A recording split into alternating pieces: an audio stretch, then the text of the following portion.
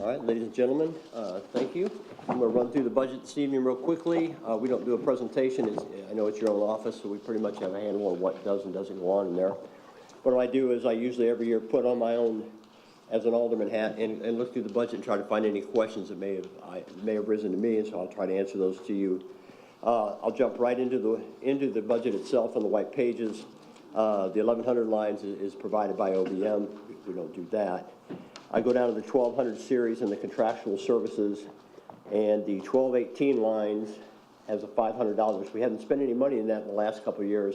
It's at $500. This year being an election year, we will have at least one alderman that will be retiring and possibly others.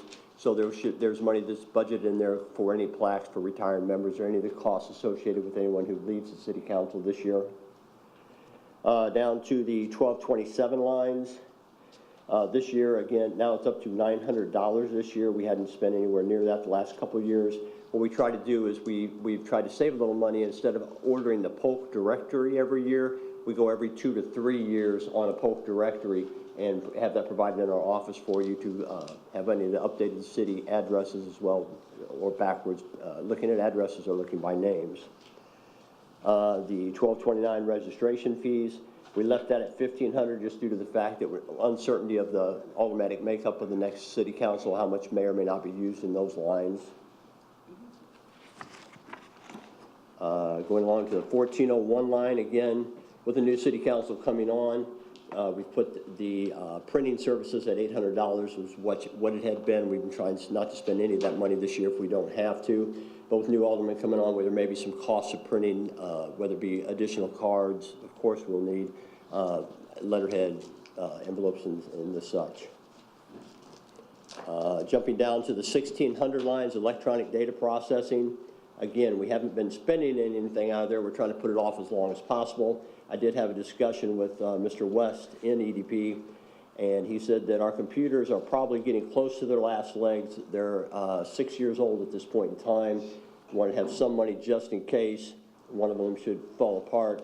And they're not supporting the software, so there will be at least $3,000 of the approximately $8,000 in software and equipment in 1604 and 1605.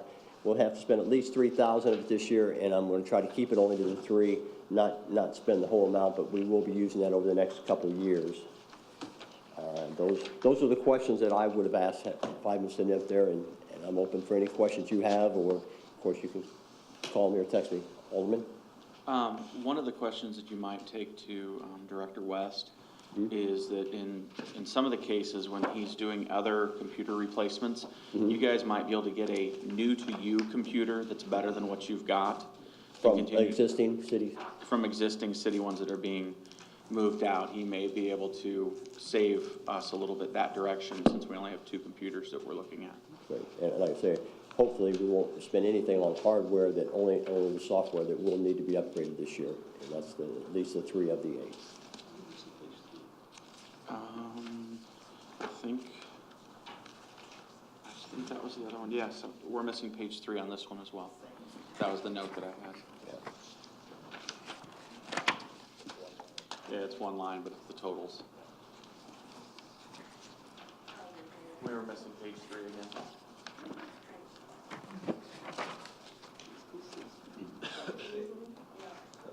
Any other questions?